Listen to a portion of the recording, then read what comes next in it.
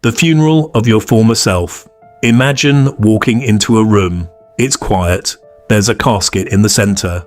You walk up to it, and when you look inside, you see you. Not the version of you that exists in your head. The successful, disciplined, one-day version. No, you see the version of you that is reading this right now. The version that makes excuses. The version that is addicted to comfort. The version that is waiting for a sign to start living.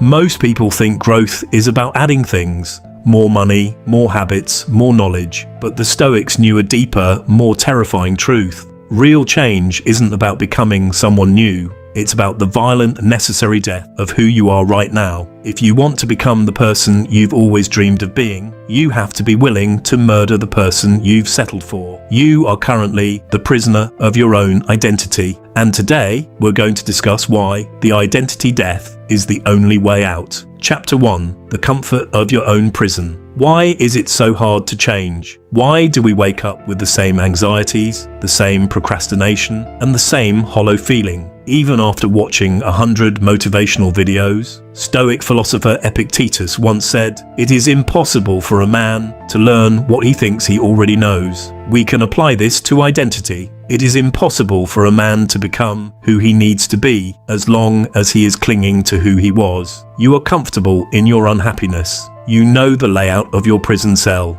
You know exactly how it feels to fail, so it doesn't scare you anymore. What scares you is the unknown. The person who is disciplined, the person who speaks up, the person who takes risks. That person is a stranger to you. Every time you say, "I'm just not a morning person," or "I've always been shy," you are reinforcing the bars of your cage. You are choosing the safety of a familiar failure over the danger of a new success. Chapter 2. The Fire of Marcus Aurelius. In the year 170 AD, Marcus Aurelius sat in a tent on the edge of the Roman frontier. He was the most powerful man on earth, yet he wrote to himself, "You could be good today, instead you choose tomorrow." He understood that identity is a choice made in the present moment, not a fixed trait. Think of a forest fire. To us, it looks like destruction, but to the forest, it's a rebirth. Certain seeds can only sprout after they've been scorched by intense heat. Your potential is one of those seeds. The Stoics practiced premeditatio malorum, the premeditation of evils. They didn't just imagine losing their wealth, they imagined losing themselves. If you lost everything tomorrow, your job, your social status, your brand, who would be left? If the answer is nothing, then you haven't built a soul, you've built a costume. The identity death isn't about losing your soul,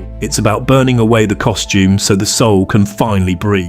Chapter 3. The sunk cost fallacy of the soul. There is a psychological trap called the sunk cost fallacy. It's when we keep investing in something, a bad relationship, a failing business, just because we've already spent so much time on it. We do this with our personalities. You've spent 20, 30, 40 years being the person who doesn't finish things, or the person who pleases everyone. You feel like you owe it to your past to keep being that person. But listen to me, you owe your past self nothing. That person is gone. Every second you spend defending your old identity is a second you steal from your future self. Seneca reminded us that we are dying every day. The minutes you spent 5 minutes ago are already in death's hand. Why are you dragging a corpse into your future? Stop saying, "This is just how I am." Start saying, "This is who I was." The moment you stop defending your weaknesses is the moment they lose their power over you. Chapter 4. How to die to yourself. Practical Stoicism. So, how do you actually trigger an identity death? It doesn't happen with a grand gesture. It happens in the small deaths of the day. 1. The death of the opinion. Next time someone criticizes you, don't defend yourself. Let the version of you that needs everyone's approval die right there in the silence. 2. The death of the excuse. When your brain says, "I'm too tired," acknowledge that the old you is tired, but the new you hasn't even started yet. 3. The death of the narrative. Stop telling people your story. Stop explaining why you are the way you are. When you stop talking about your past, you stop living in it. This is the amor fati, the love of fate. You love the struggle because the struggle is the friction required to burn away the old you. The outro, the resurrection. You are standing at the edge of a cliff. Behind you is the person you've been. Safe, predictable, and quietly desperate. In front of you is a void. You cannot carry your old self across. You have to leave them here. It will be lonely. It will be painful. People will ask, "What happened to you? You've changed." Smile and tell them, "That person died. I'm the one who survived. The cave is open. The chains were never locked. You can leave whenever you want." So, what are you still doing inside? The prison of your own potential.